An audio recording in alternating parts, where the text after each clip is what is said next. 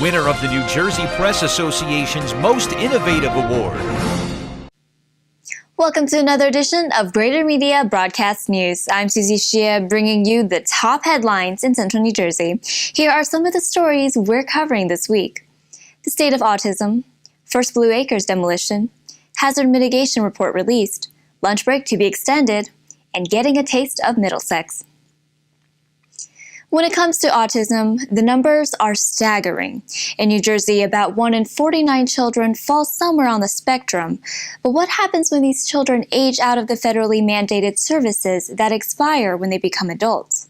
Officials say they must go through Medicaid and the state to receive assistance. When an individual clears the eligibility hurdles and turns 21, they can benefit from services offered by the New Jersey Division of Developmental Disabilities. As of this year, nearly 13,000 individuals are receiving support through that division. But the transition is not always smooth. We turn to Jack Murtha as he shares the story of one family's journey.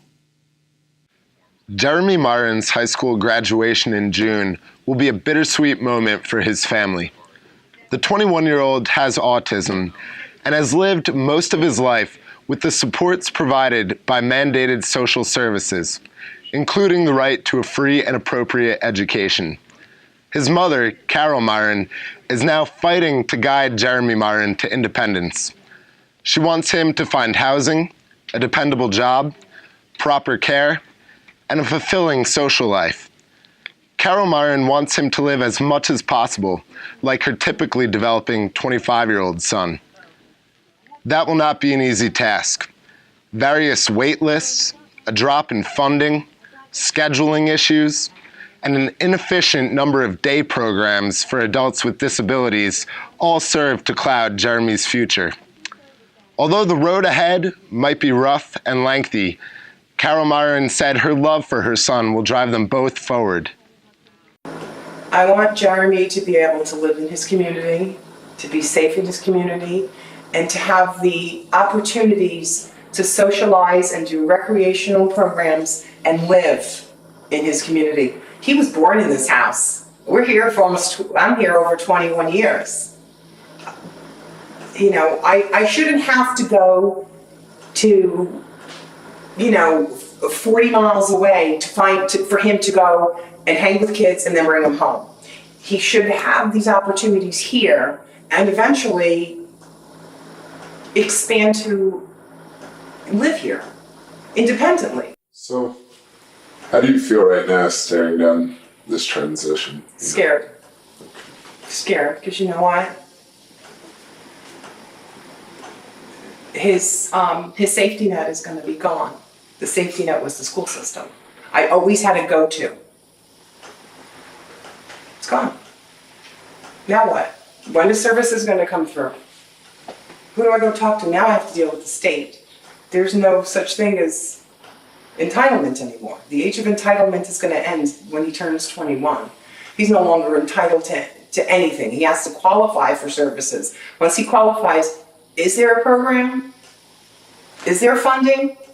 Now, every year, more and more children are being diagnosed. When Jeremy was born, the diagnosis rate was 2.5 in 1,000.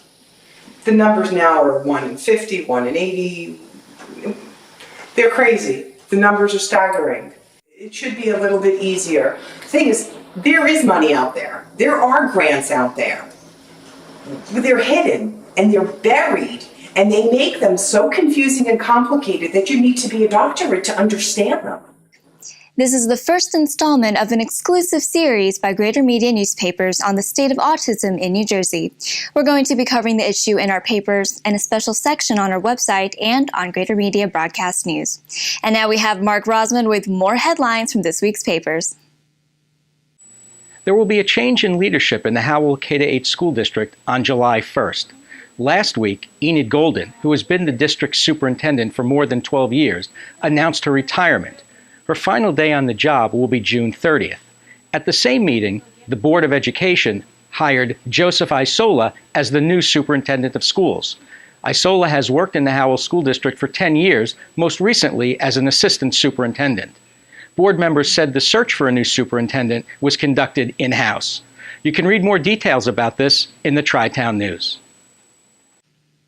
And here's a roundup of headlines from this week's papers. 4 properties in flood-prone areas of Sayreville now represent a New Jersey milestone. The homes that once stood on the land were the first to be torn down through the state's Blue Acres program. Controversy surrounding Helmetta Police has officials considering options for the future of the department. The borough is facing 3 lawsuits from current and former police officials, and the county prosecutor's office is suggesting either a merger with South Brunswick or the hiring of a new police director. This year's hazard mitigation plan has been released. The draft ramps up the state's focus on climate change, sea level rise, and how to plan for these events. Got a hankering for a new restaurant but unsure of where to go? Well, A Taste of Middlesex can put an end to this culinary conundrum. The event will feature nearly 50 restaurants at the Pines Manor next Monday. And here's Bruce Johnson of Greater Media's WCTC with an update on men's basketball. After that, we have Tim Morris with more on local sports.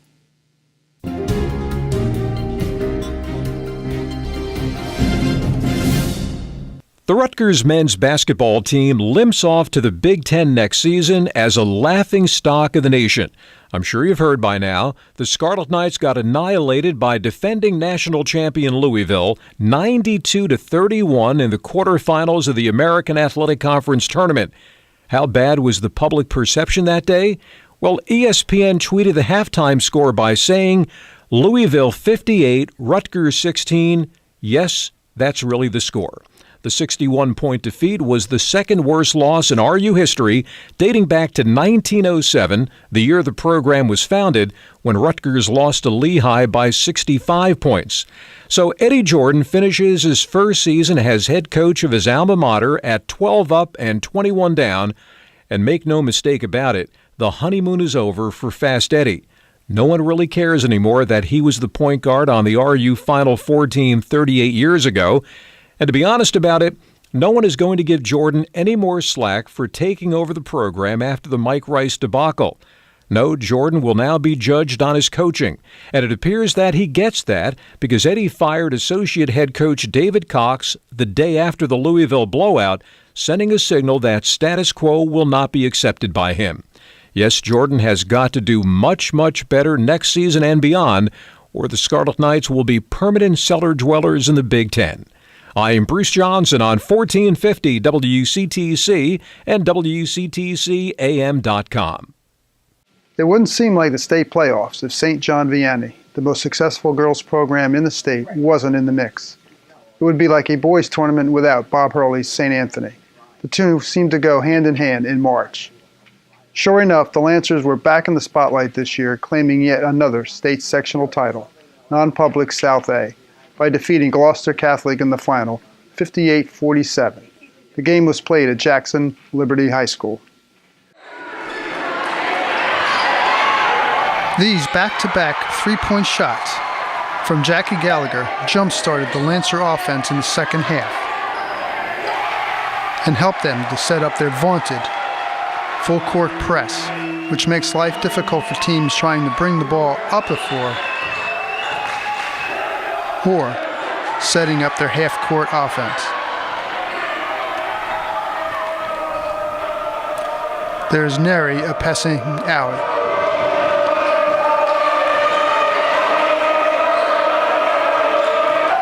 Freshman Kim Evans played like anything but a freshman, scoring 15 points and pulling down 13 rebounds for the Lancers.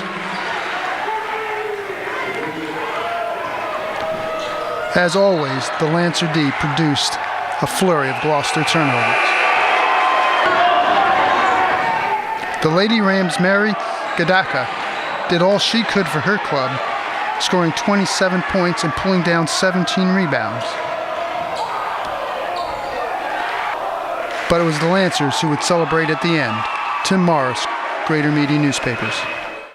Science and magic might seem contradictory, but one science competition had students enchanted. Here's Amy Rosen. Students from throughout New Jersey were shooting for the stars as they showed off their scientific skills and competed with each other in the New Jersey Science Olympiads held at Middlesex County College. Middlesex County College has hosted this tournament for several years. This is the state finals. There are 26 middle school teams and 26 high school teams. They compete in a variety of events. It's almost like an academic track meet where they have content knowledge events, they have engineering events where they build things, they have chemistry and hands-on events where they're figuring things out when they get here.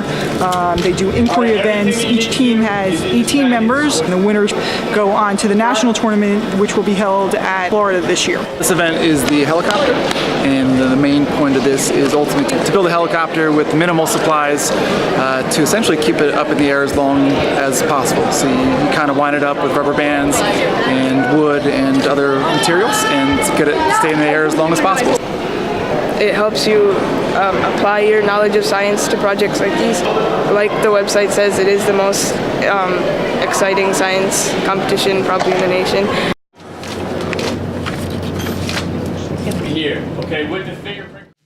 A local soup kitchen is expanding. Here's Keith Hugh Miller with more details on the next chapter of Lunch Break. In 1983, a group of concerned residents and clergy members passed a hat in Red Bank, collecting $500 to help provide hot meals to 8 locals in need. 31 years to the day later, some of those same people picked up shovels to help break ground on a $5 million expansion for Lunch Break, which has since evolved into one of the most respected soup kitchens and food pantries in the state. Carried out in 3 phases throughout the coming years, the expansion will more than double the size of Lunch Break's existing building, a 6,000 square foot facility on Dr. James Parker Boulevard. The addition will help provide new services and supplies for Lunch Break's guests, up to 1,000 of whom visit the organization's food pantry every month.